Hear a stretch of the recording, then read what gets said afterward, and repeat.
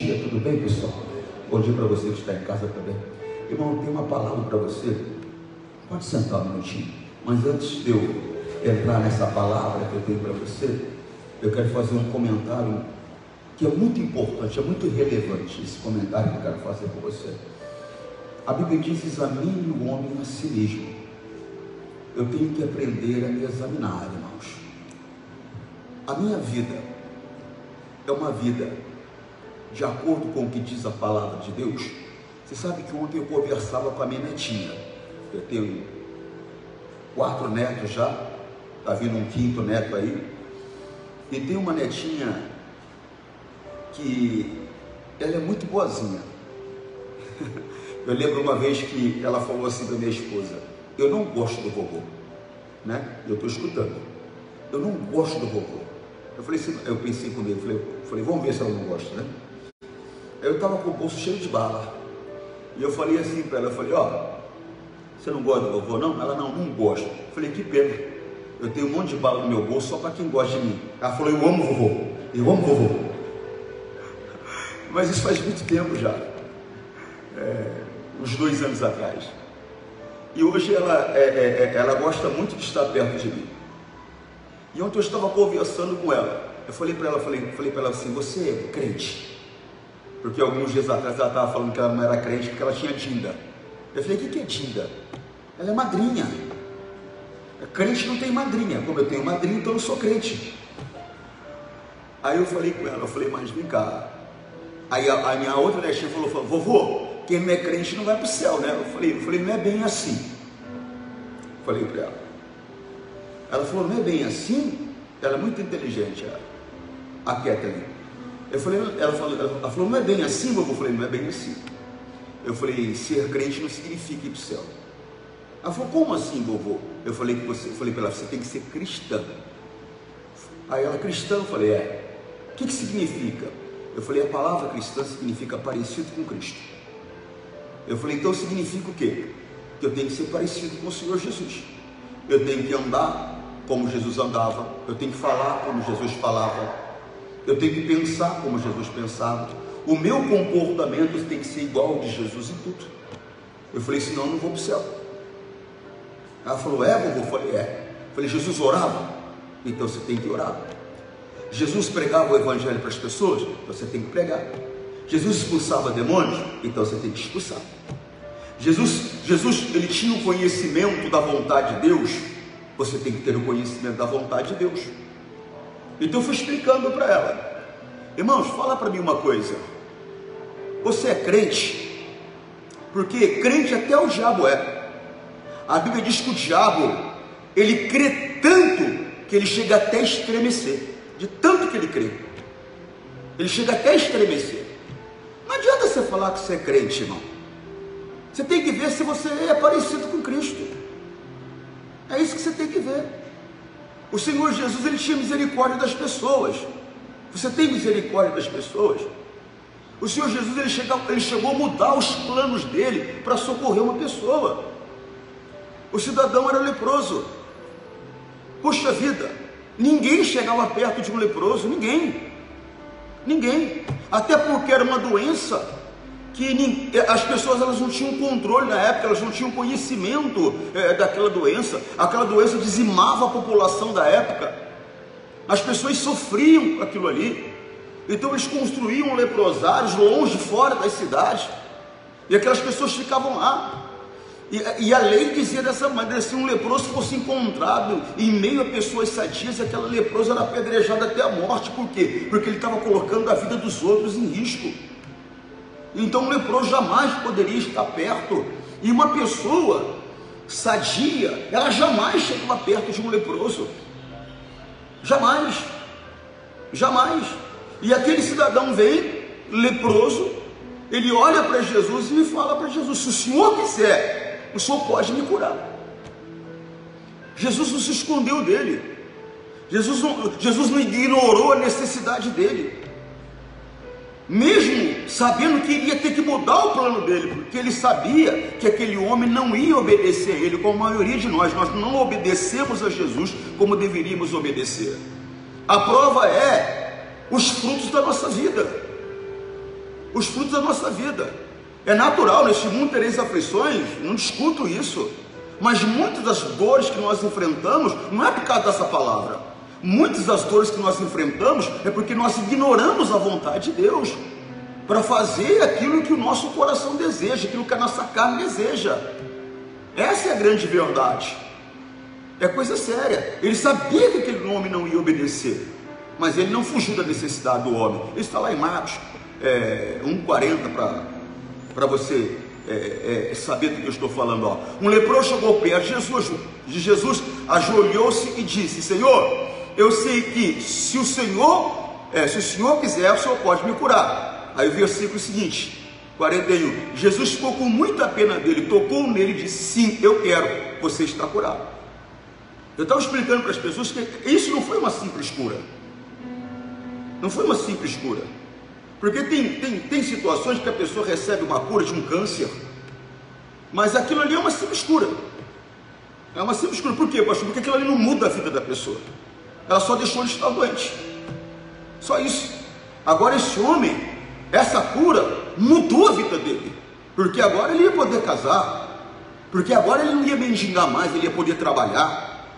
Porque agora ele ia poder voltar ao convívio da sociedade. Puxa vida, agora ele ia poder ir no templo.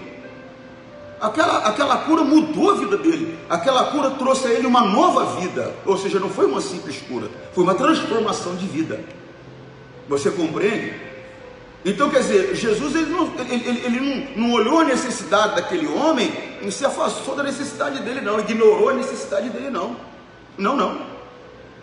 Se você ignora a necessidade das pessoas que estão à tua volta, às vezes o teu irmão, às vezes o teu pai, às vezes até um colega, a Bíblia diz que aquele que pode fazer algo e não faz, comete pecado. Se você ignora a necessidade daquela pessoa, você não está agindo como Jesus agia. Nós temos que ser parecidos com Cristo. Jesus teve que mudar os planos dele. Por causa daquele homem, Jesus não podia fazer mais aquilo que ele tinha intenção de fazer. O que Jesus tinha intenção de fazer, pastor? Ele tinha intenção de entrar em cidade em cidade. Ele tinha intenção de entrar em vila em vila. Agora ele não podia fazer mais isso, porque ele falou para aquele homem: não fala para ninguém. E o homem falou. E por causa disso, as multidões começaram a perseguir Jesus. E ele não podia mais. Não podia mais. Olha o versículo 43. 1,43.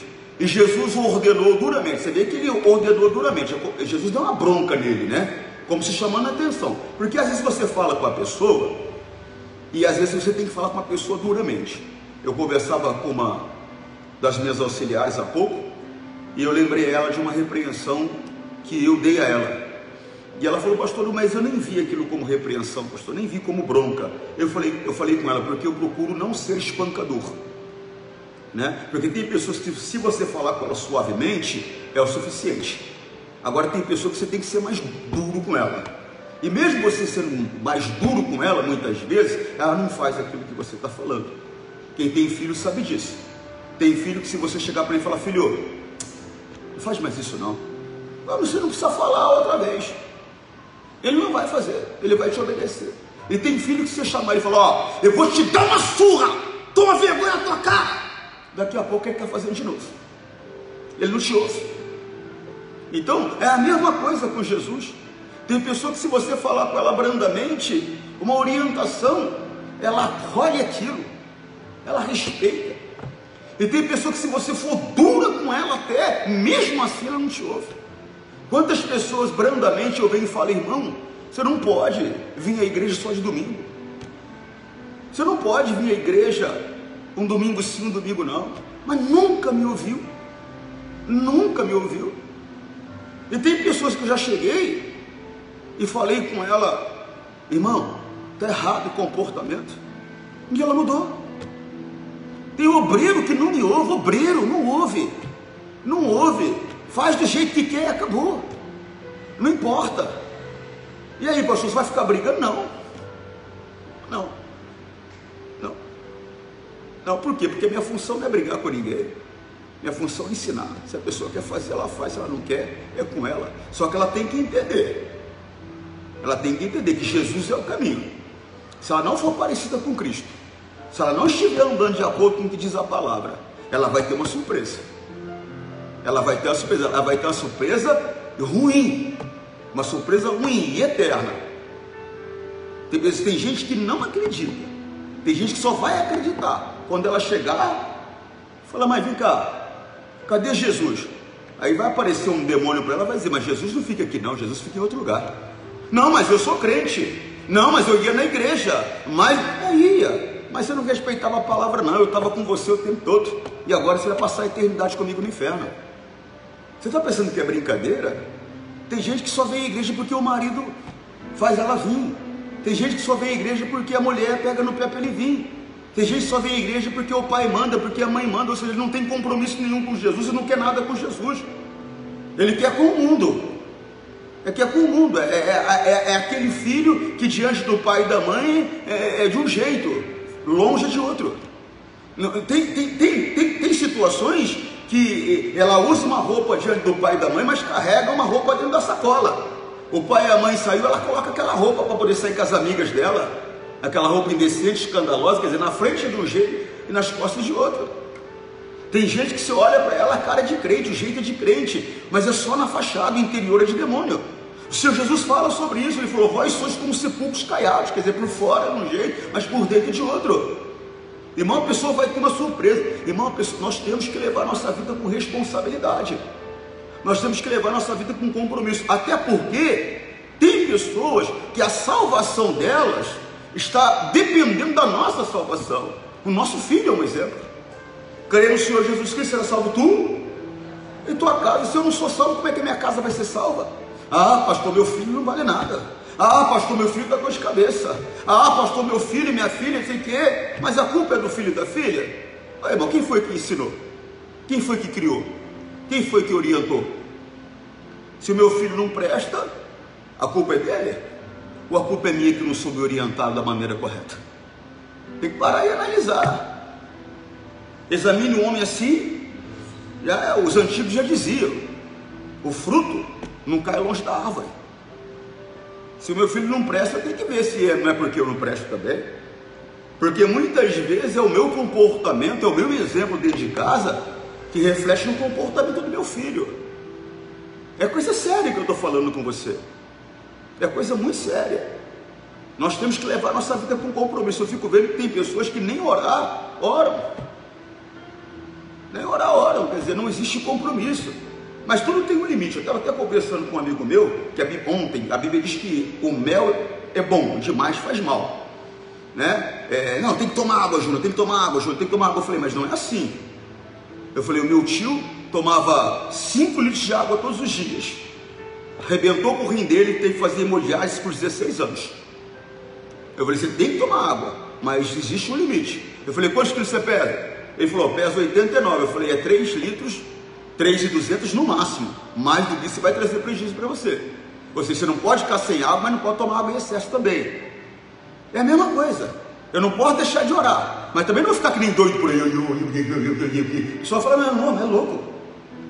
Tem um limite. Até o que é bom tem um limite. Ler a Bíblia é maravilhoso e tem que ler, tem que buscar o conhecimento, né? Ontem eu ouvi uma palavra maravilhosa: o conhecimento para viver e para ensinar. Maravilhoso. Você tem que ter conhecimento de Deus para você viver. O principal evangelismo para minha casa, no meu local de trabalho, na rua, né? Para o meu empregado, para o meu patrão, não são as minhas palavras. A principal maneira de evangelizar é o meu comportamento. Primeiro é o meu comportamento, porque se o meu comportamento não condiz com as minhas palavras elas perdem o valor. Por quê, pastor? Porque ninguém ouve o tolo, ninguém ouve o hipócrita. Eu chego para você e falo para você, não tem nenhuma caneta aqui? Tem alguma caneta aqui? Presta a caneta aí, mano. Então eu chego para você e falo para você assim, pessoal, que é isso? Quem fuma está destruindo o corpo. A Bíblia diz que aquele que destrói o templo do Senhor, o próprio Deus destruirá. Então cuidado, hein? Você que fuma, você vai para o inferno. Aí você vira eu. Você está entendendo, né, pessoal? Eu sou hipócrita, quem vai me ouvir? meu comportamento não condiz com as minhas palavras. Não condiz com as minhas palavras. Então muitas vezes é o que acaba acontecendo. Você quer falar de Jesus na sua casa, você quer, mas só que o teu comportamento é completamente o oposto daquilo que você ensina.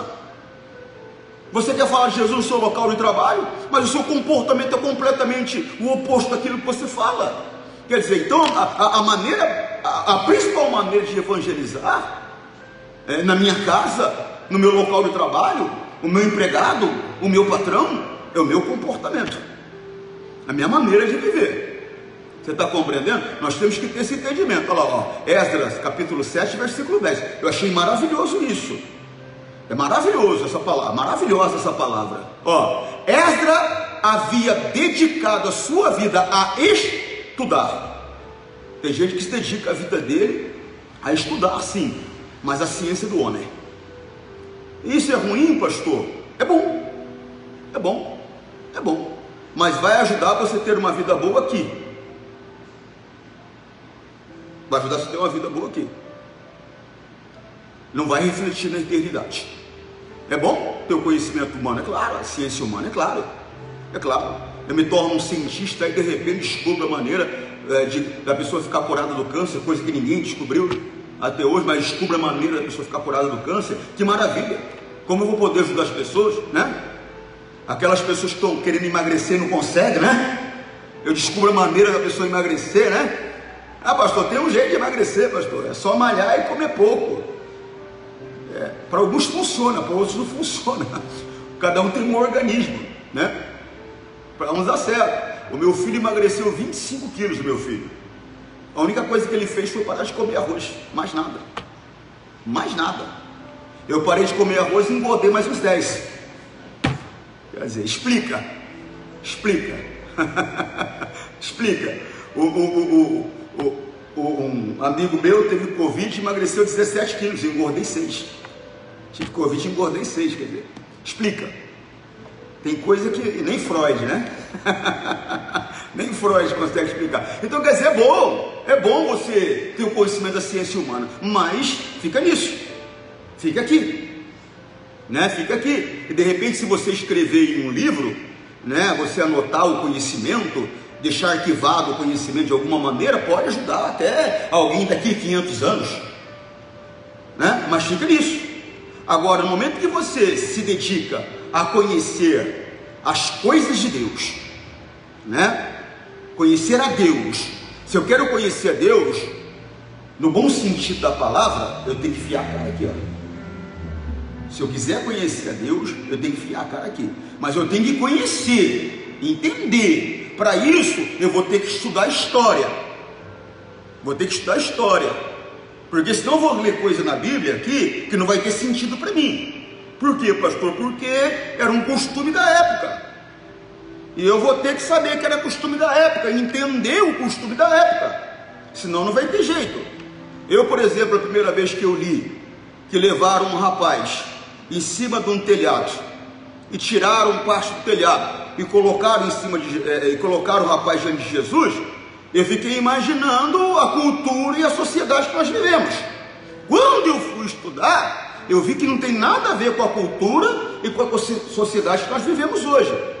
Então o que eu vi? Eu vi que as casas naquela época, todas elas tinham uma escada lateral.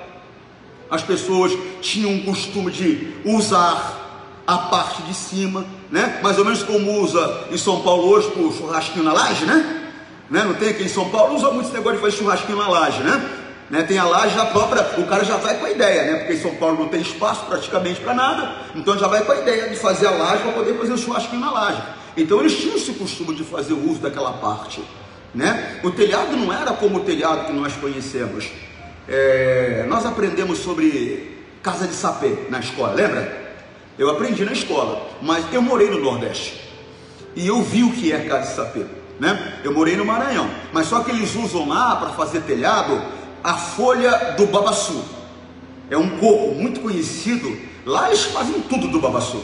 Faz sabão, faz óleo, faz um monte de coisa, inclusive telhados do babaçu, né? Aí que eles juntam com barro, tal, e fazem aquele telhado. Naquela época eles faziam algo mais ou menos parecido e ficava aquela, só que era com barro também, misturado com palha, com outras coisas, e ficava aquele telhado duro, onde as pessoas ficavam seguras, famílias inteiras se reuniam ali em cima e ficavam seguras. Você está compreendendo? Então, quer dizer, subiram com o rapaz. Eu já havia facilidade de subir com o rapaz numa maca, né? E colocar ali, fizeram um buraco no telhado e colocaram o rapaz lá. Já deu para entender melhor. Já deu para entender melhor. Quando eu li o Senhor Jesus falando que era mais fácil um camelo passar pelo buraco de uma agulha do que um rico herdar o reino dos céus, eu já imaginei a cultura que nós temos, a agulha de costurar. Aí depois, estudando, eu vi que na verdade existiam duas situações, né? Existia uma agulha que eles construíam determinadas construções e ficavam aqueles espaços, né? Que a Bíblia até fala, raposinha rebenta a vinha, porque ficava aqueles vãos, aquilo era chamado de agulha. Mas também às vezes eles passavam por lugares como se fossem túneis abertos em rocha, que eram estreitos, e um camelo muitas vezes ficava preso ali, e eles chamavam de agulha também. Então, quer dizer, você tem que estudar, conhecer, compreender, porque falar, senão você não vai entender a Bíblia. Você não vai entender a Bíblia. Então ele se dedicou, e tem que se dedicar em conhecer a Deus. E Esdras havia dedicado a sua vida a estudar, mas está falando do estudo do conhecimento da palavra de Deus. Na época era lei. Hoje é importante você conhecer a lei, mas você não pode viver a lei. Por quê, pastor? Porque nós não estamos mais na lei. A lei, ela foi dada pelos anjos aos homens, tendo Moisés como representante da lei, mas a lei, ela foi dada para que as pessoas soubessem a diferença entre o certo e o errado. Até então, antes existia a lei, não existia culpa também, porque não tinha errado, né? Hoje, aí depois que existiu a lei, as pessoas souberam a diferença do certo e do errado, está compreendendo? Mas a lei foi dada para durar até a vinda do Messias. No momento que o Messias veio, a lei perdeu a validade, porque a lei inclusive significava que eu tinha que cumprir toda ela para alcançar as bênçãos de Deus. Ou seja, a lei implicava no esforço pessoal, na dedicação pessoal. Por que você acha que Jó teve coragem de falar da maneira que ele falou? Porque a Bíblia diz que Jó não pecou em nada. Ele não pecou em nada no início. Não pecou em nada no início. Realmente, em tudo aquilo que aconteceu, ele não pecou, porque ele não abriu a boca. Ele não pecou. Veio a notícia, roubaram os seus animais. Veio a notícia, o vento bateu na casa, matou seus filhos. Veio a notícia de daquilo, e ele ficou doente, corpo todo ferido, e ele aí a Bíblia diz, e naquilo Jó não pecou em nada contra o Senhor. Mas o tempo passou. O tempo passou. O coração de Jó começou a se amargurar. E Jó começou a falar um monte de besteira. Inclusive ele chamou Deus de um perseguidor dele. Ele falou, eu queria que ele viesse aqui cara a cara para falar comigo. Afronta, isso é uma afronta. Eu queria que ele viesse cara a cara para falar comigo. Eu queria que ele me examinasse. Eu queria que, em outras palavras, eu queria que ele provasse que eu estou errado. Por quê? Porque ele vivia a lei. E ele não tinha falhas. Tanto que se você começar lendo o livro de Jó, você vai ver Deus conversando com Satanás. Está lá no capítulo 2, se eu não me engano, no capítulo 1, no começo, 1:12, 1:2, eu não me lembro agora. Depois você dá uma olhada com calma lá. Se eles conseguirem achar e colocar para mim, você vai ver que Deus fala com Satanás. Que Satanás incitou Deus contra Jó, e que Jó pereceu sem motivo algum. Quer dizer, ele não tinha culpa, não havia motivo, né? Você sabe que eu estou olhando aqui, incrível, né? Quanto tempo tem o nenenzinho seu? 7 meses. E ela está mantendo o nenenzinho quietinho ali, assistindo o celular. É desse jeito as crianças hoje. É incrível. Eu estou aqui e falei, meu Deus do céu, né? Porque não, nem fala, né? Mas sabe assistir. Nem fala, mas sabe assistir. É incrível. Então, quer dizer, sem motivos, né? Ele pereceu sem motivo. Coisa séria. Então ele chegou e afrontou mesmo. Tanto que teve a hora que Deus veio. Que Deus veio conversar com ele, E Deus começou a falar muita coisa. Onde você estava quando criou os céus e a terra? Me explica aí como faz para armazenar a neve. E foi falando muitas coisas. Aí Jó até que fala, né? Olha lá, Jó 1:8, ó. Aí o Senhor disse, você notou meu servo Jó? No mundo inteiro não há ninguém tão honesto como ele. Ele me teme e procura não fazer nada que seja errado. Mas a verdade não é isso, ó. E Satanás respondeu, né? Será que não? Por interesse por interesse próprio que Jó te teve? Não, mas não é isso ainda não. Hã? É 2:13? 2:3, vamos ver, porque não é isso não. E o Senhor disse, aí, acho que é isso, ó. E o Senhor disse, você viu meu servo Jó? No mundo inteiro não há ninguém tão bom e honesto como ele. Ele me teme e procura não fazer nada que seja errado. No entanto, você me convenceu e eu deixei desgraçar Jó. Embora, é isso aí, embora não houvesse motivo para isso, quer dizer, tudo que veio sobre Jó, aquela desgraceira toda, aquele sofrimento todo, foi sem motivo. Não havia motivo. Está compreendendo? E Jó não pecou contra Deus no que diz respeito a isso. Mas depois, como eu falei, o tempo passou, o coração se amargurou, ele falou um monte de besteira. Quando Deus veio falar com ele, Deus começou a falar, como eu já te disse, onde você estava quando eu criei os céus e a terra, muitas coisas Deus falou. E agora aí Deus fala para ele, então me responde agora, porque você não tem nada para falar? Você estava falando até agora aí, você não tem nada para falar? Aí Jó fala, tem a coisa para falar. Aí Deus espera Jó falar, ele falou, eu falei muita coisa mesmo. E Jó explica, eu falei porque eu não tinha entendimento. Eu falei sem conhecimento. Quer dizer, aí ele está mostrando arrependimento e humildade. Você está compreendendo? Porque ele falou muita besteira. Falou que Deus era perseguidor dele. E falou tantas outras besteiras. Quer dizer, porque a lei intentava nisso.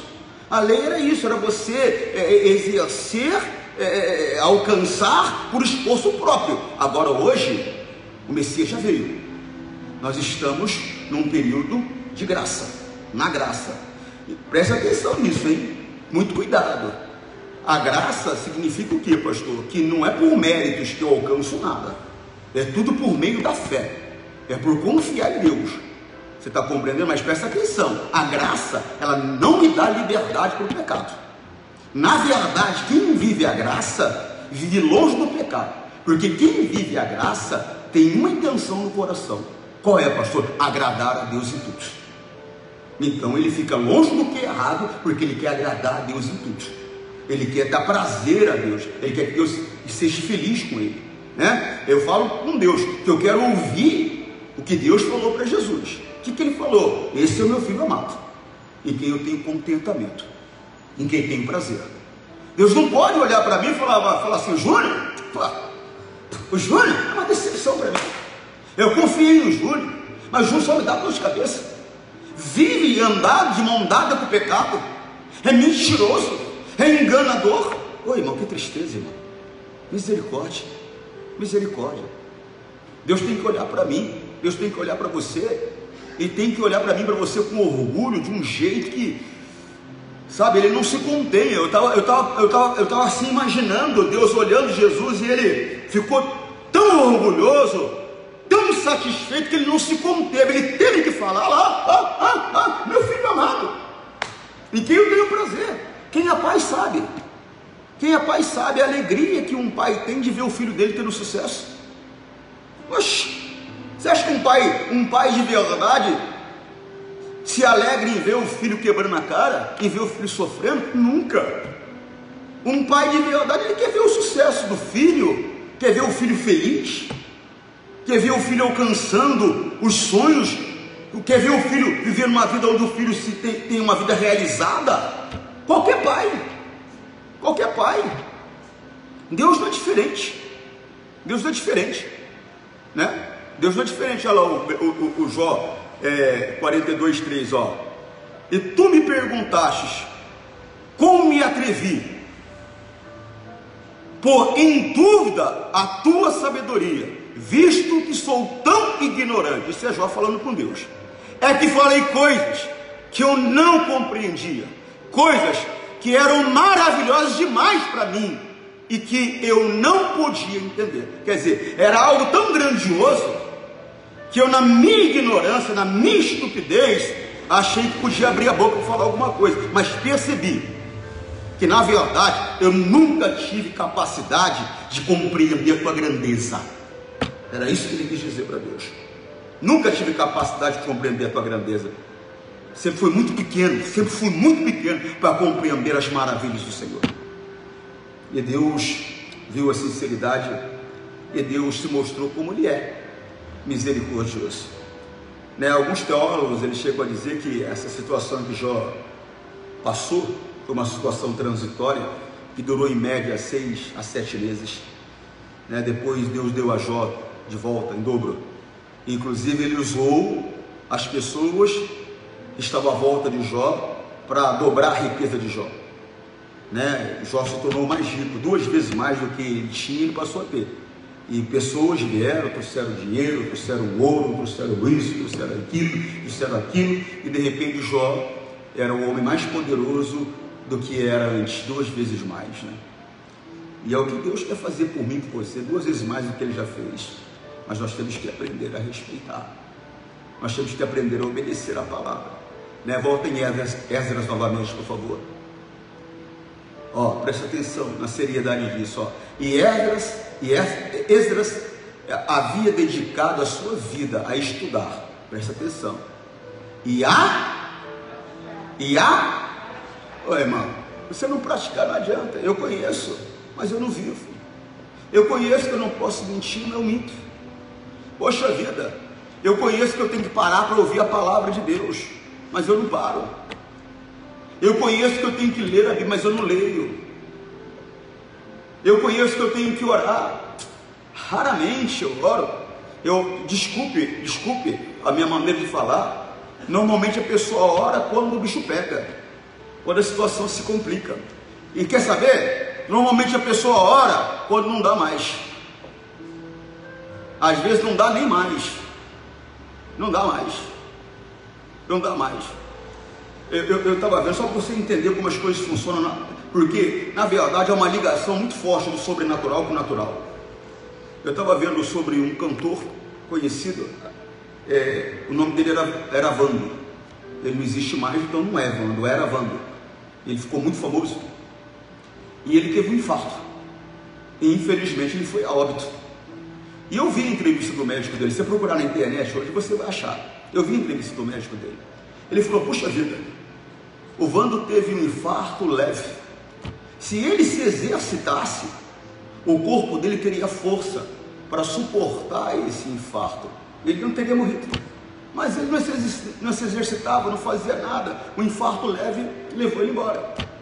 Na mesma época, uma comediante, ela até fazia parte daquele grupo Sai de Baixo, que era um programa que tinha no domingo na Rede Globo, e se eu não me engano era Vera Gimenez, um negócio assim.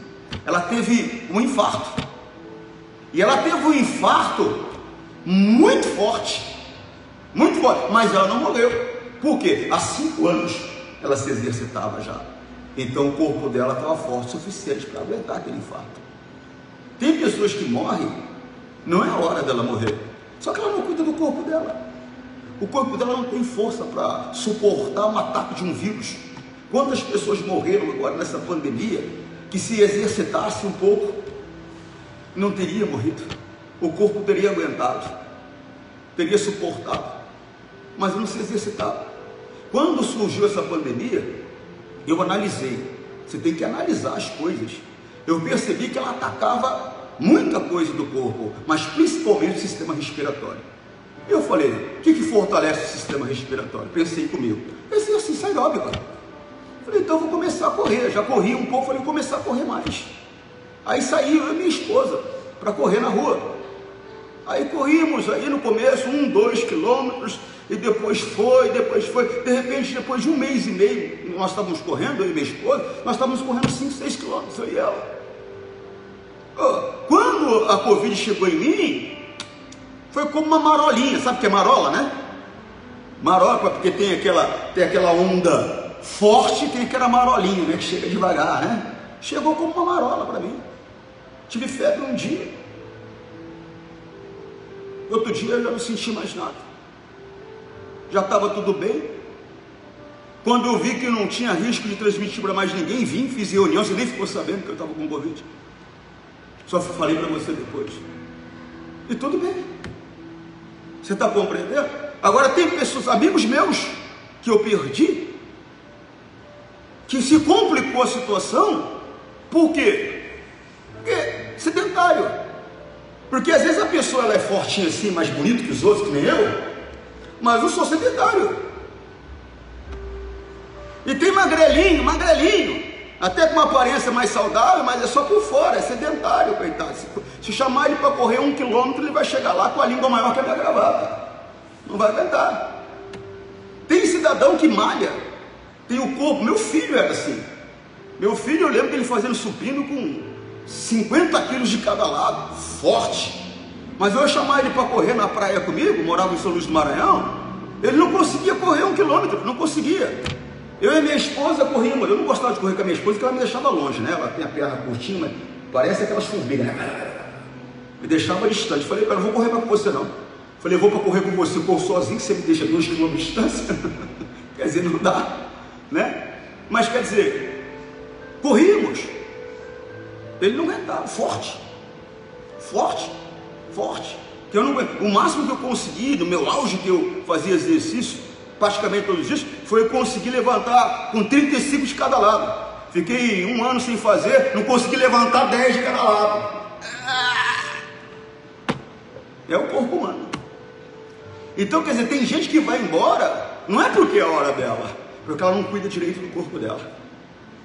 Ela não cuida, né? Ela não cuida. Pastor, o senhor acha que pode comer tudo? Até falei com um amigo meu, ele estava preocupado, não pode comer isso, como é que é aquilo? Eu falei, irmão, não é assim. Eu falei, se eu me tornei obeso mórbido, não foi de cada comida, foi da maneira do uso que eu fiz da comida. Foi o uso errado, eu comia com avidez, eu era glutão, literalmente glutão. Quando eu fui entender que significava a palavra glutão, eu vi que eu era literalmente glutão. Foi o uso errado da alimentação que me levou à obesidade mórbida. Agora eu creio que a pessoa pode comer de tudo, segundo o que a Bíblia mostra, mas moderadamente. E conversando com profissionais, conversando com uma nutricionista amiga minha, ela falava para mim, pastor, na verdade o problema não é o que a pessoa come, o problema é a rotina. Ela come aquilo ali todo dia, começa a tomar sorvete todo dia, um dos piores alimentos que tem. Demora 5 dias para sair do organismo. Aí você quer o quê? Uma delícia aquela porcaria, mas você quer o quê? Você quer pesar 40 quilos? Não vai ter jeito. Não vai ter jeito. É coisa séria. Então nós temos que cuidar do nosso corpo. Amém? Mas presta atenção nisso, ó. E Esdras havia dedicado a sua vida a estudar e a lei do Senhor. Estamos na graça, né? Então você troca essa lei do Senhor pelo conhecimento da palavra de Deus, que é a mesma coisa. Ele só tinha uma lei naquela época. Hoje nós temos mais que a lei, hoje nós temos a graça. Amém? A lei é obsoleta, pastor. É bom conhecer a lei, é bom conhecer, compreender, entender tudo da lei, né? Mas todavia não é para ser vivida a lei, é para viver a graça. Mas o conhecimento da lei vai cooperar comigo para viver a graça, porque eu vou ter o conhecimento, eu vou ter a compreensão de como fazer, o que fazer, inclusive do que eu não devo fazer. Você compreende o que eu estou falando, sim ou não? Então é importante. Agora preste atenção. Esdras havia dedicado a sua vida a estudar, a praticar a lei do Senhor e a ensinar a todos os seus mandamentos ao povo de Israel. Você tem que ensinar as pessoas de maneira certa. De maneira certa. Teve um rapaz que veio conversar comigo, junto com a esposa dele, e eu dei uma repreensão nele. Eu falei, o senhor não prega Jesus na sua casa. Eu falei, o senhor criou uma doutrina, porque doutrina é tipo de ensinamento. Eu falei, o senhor criou uma doutrina e quer que todo mundo da sua casa viva essa doutrina. Irmão, eu tenho que viver Jesus. E se eu vivo Jesus, eu não vou ficar julgando o comportamento da minha mulher, só para começar. Por quê, pastor? Porque a Bíblia diz que naquilo que eu julgo, eu serei julgado. Então eu não vou ficar julgando o comportamento da minha mulher, porque se a minha mulher tem falhas, eu também tenho. Eu não vou ficar julgando o comportamento do meu marido, porque se meu marido tem falhas, eu também tenho. Eu não vou ficar julgando o comportamento do meu filho, se meu filho tem falhas, eu também tenho. Né? Eu não tenho que ficar procurando corrigir ninguém. Não. Eu tenho que ensinar. E já expliquei para você, a melhor maneira de eu evangelizar, de eu ensinar, é pelo meu comportamento. É eu ser um verdadeiro praticante. Quantas vezes o teu filho te viu de joelhos orando?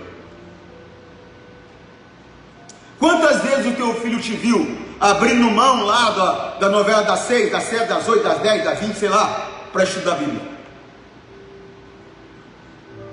Quantas vezes o teu filho te viu sendo agredido na rua com palavras, principalmente nesse trânsito doido de São Paulo, e você se comportou como verdadeiro homem de Deus, não retribuiu? Ou ele te viu colocando o dedo fora da janela? Ou ele te viu xingando?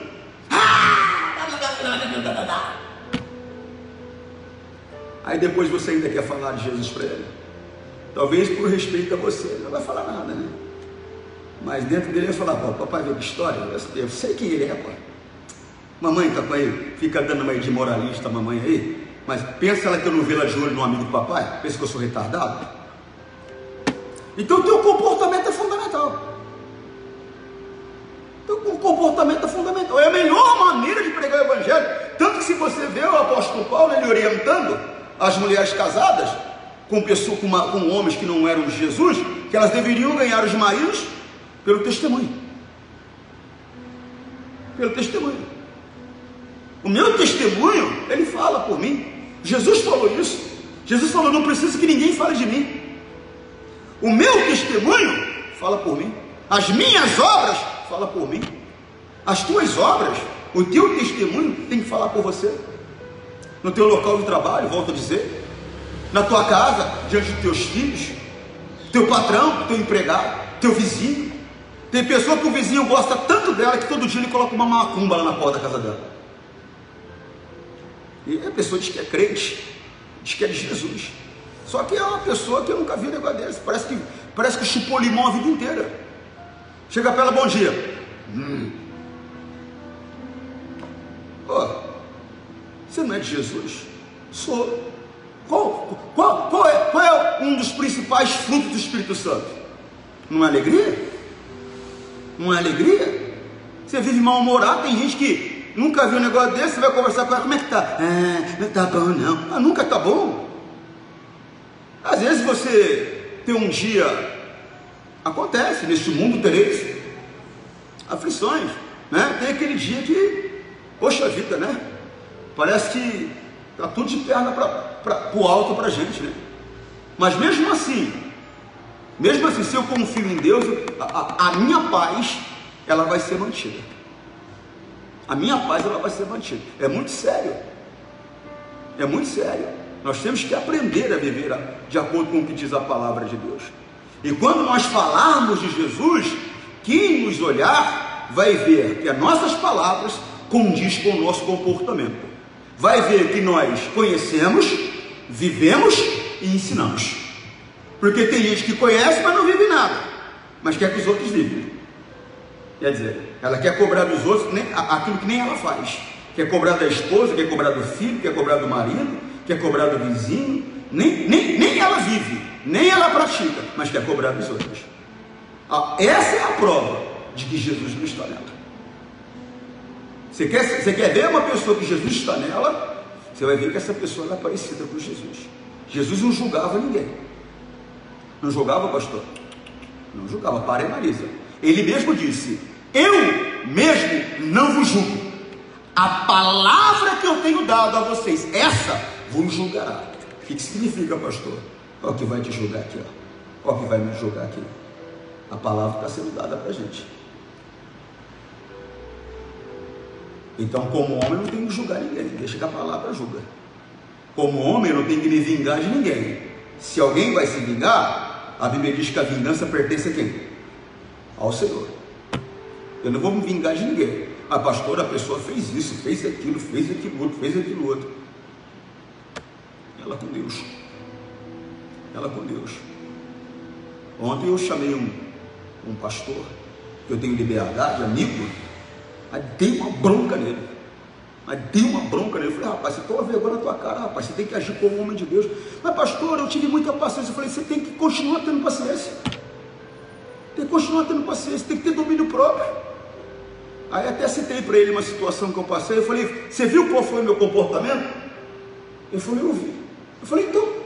Eu falei, você acha que eu não tinha vontade de agir de maneira natural? Só que eu sou um homem de Deus, eu não posso agir de maneira natural. Eu tenho que agir segundo a palavra. Ele, eu sei. Eu falei, então tem que mudar. Por quê? Porque o nosso comportamento perante as outras pessoas é fundamental. Agora sempre vai ter.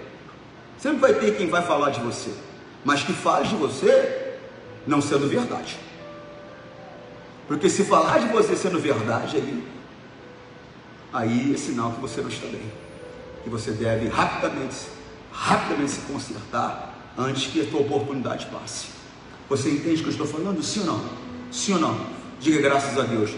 Para encerrar, e Esdras havia dedicado a sua vida a estudar. Irmão, para um pouquinho mais. Para. Eu tenho um amigo que eu amo muito, um promotor muito famoso, num certo estado, e eu chamei ele e falei, rapaz, se você desse 10% da sua vida a estudar as coisas de Deus, 10% do tempo que você dá estudando esses processos aí, a tua vida seria outra. Porque enfia a cara naqueles livros e vai, estuda e tal, e sei e tal. Se fizesse 10% só, não precisa mais do que isso. Falei para ele, tua vida seria outra. Tem pessoas que se dedicassem a Deus 10% que se dedica ao marido, do que se dedica ao casamento dela, do que se dedica ao filho, do que se dedica à empresa dele, ao trabalho dele, 10% só. Se ele der essa dedicação toda às coisas que vão passar, 10% só a Deus, porque tudo que eu me dedico a Deus não vai passar, vai permanecer pela eternidade, vai colaborar comigo pela eternidade. A vida dela seria outra. Mas as preocupações só estão para o dia a dia, as preocupações só estão para o hoje, para o agora. Eu lembro que uma vez eu falei com uma senhora, ela quis brigar comigo, e ela falou, pastor, o senhor fica nesse negócio aí que tem que fazer isso, fazer aquilo, só que Jesus não vem na minha porta bater para me cobrar não. Eu falei, é verdade. Jesus, ele não vai prestar conta uma vez por semana, não vai prestar conta a cada 15 dias, nem vai prestar conta uma vez por ano, mas vai chegar um dia, vai, eu não sei quando vai ser, mas vai chegar um dia, que cada um dará conta de si mesmo. Vai chegar um dia, não pense você, se você não se arrependeu, se você não mudou o comportamento, porque o fruto do arrependimento é a mudança de comportamento. De prova que a pessoa se arrependeu, é o fruto, é a mudança de comportamento dela. Se você não se arrependeu, passou, você esqueceu. Só que tem crimes no nosso país que prescreve. Pecado não prescreve. Pecado, ele existe ou ele decide desistir? Quando ele decide desistir, pastor? Quando eu confesso e quando eu deixo, ou seja, eu mudo o comportamento. Mas se o pecado ele não confessei, eu até deixei, não fiz mais, mas eu não confessei, ele está arquivado lá para cobrança.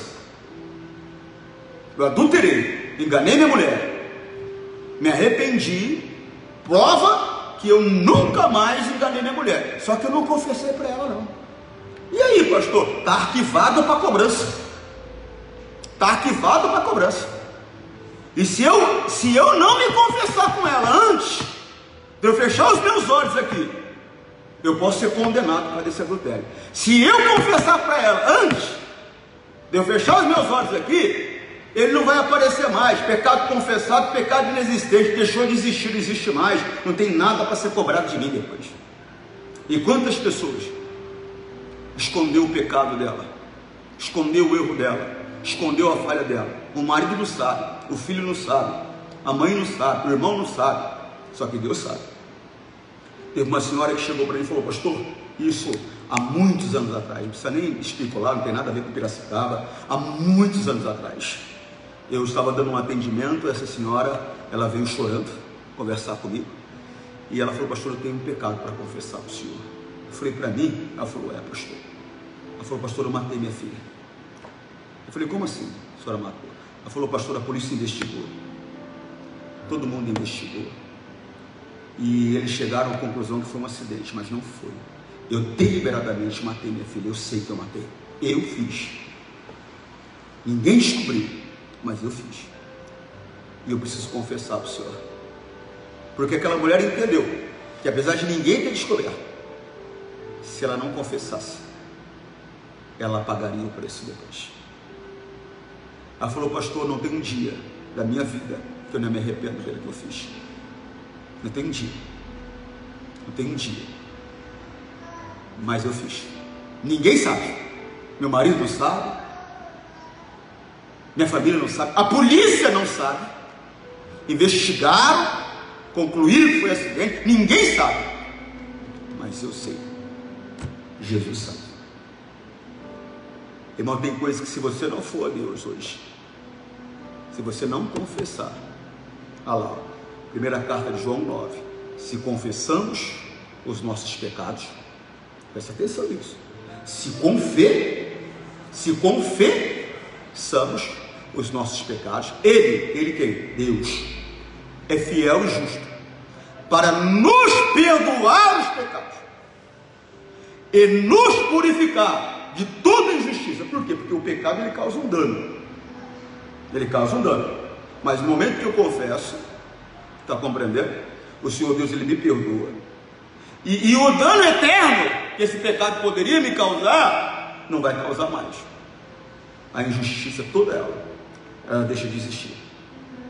Se eu não confesso, pastor, eu fiz, mas ninguém ficou sabendo, minha mulher não sabe, ninguém sabe, pastor, tudo bem, só que você não cumpriu a palavra, você não confessou, o pecado continua lá. Tem coisas que eu preciso confessar só para Deus. Por quê? Porque eu pequei só contra Ele. Mas tem coisas que eu tenho que confessar para uma pessoa. Por quê? Porque eu pequei contra aquela pessoa.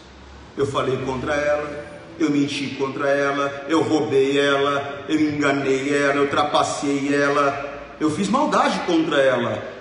Eu tenho que confessar. E se ela não me perdoar, pastor? Aí é com ela e Deus. Porque a ordem de Deus é para que eu perdoe meu irmão quando ele vier a mim e confessar e pedir o perdão para mim. Aí se não é sincero, pastor, isso não compete a você julgar se é sincero ou não. Isso é uma coisa que quem tem que analisar é Deus. Porque tem coisas que você pode julgar como não sincera e é muito sincera. E tem coisas que você pode julgar como sincera e não é sincera. Então essa parte aí deixa para Deus. Isso aí pertence a Deus. Você tá com... O homem pode errar. Eli errou. Eli, quando viu Ana orando, achou que ela era bêbada. Falou: mulher, tá na casa de Deus bêbada? Você tá de brincadeira? Não vem bêbada aqui não. Aí ela olhou e falou assim: meu senhor, por favor, o senhor está entendendo errado. Não me tenha como filha de Belial, ou seja, eu não sou filha do diabo. Não me tenha. É que eu sou uma mulher amargurada. Eu estou aqui abrindo meu coração diante de Deus. Ele falou: é? Ah, então tá bom então. Então que seja feito a você segundo aquilo que você necessita. Abençoa ela. Naquele dia, a Bíblia diz, ela foi embora para casa, o marido desejou ela, coabitou com ela e ela ficou grávida. Deus se lembrou dela. Ele errou. Não foi só Eli que se veio a Bíblia, eu estou falando de homem de Deus. Não foi só Eli que errou. Teve um outro que errou também. Davi chegou, falou: ó, não acho justo. Não acho justo. Eu moro numa casa estocada, eu moro numa baita de uma mansão, eu moro num palácio, e a arca da aliança do meu Deus está numa barraca. Não, eu tenho que construir um templo, Senhor. O homem de Deus olhou para ele e falou: vai, Davi, vai nessa tua fé aí, vai, porque Deus é contigo. Naquela noite Deus apareceu para o homem de Deus, falou: não. Em outras palavras, se precipitou. Vai e fala para Davi que eu quero um templo sim, mas não quero que ele construa não. Quem vai construir para mim é o filho dele, que vai herdar o reino dele. Não é ele não. Ele errou. Homem de Deus, se precipitou. se precipitou. Na época que se dividiu as terras, porque havia uma promessa, e essa promessa ela se cumpriu por meio de Josué, né? As terras foram distribuídas para o povo de Deus.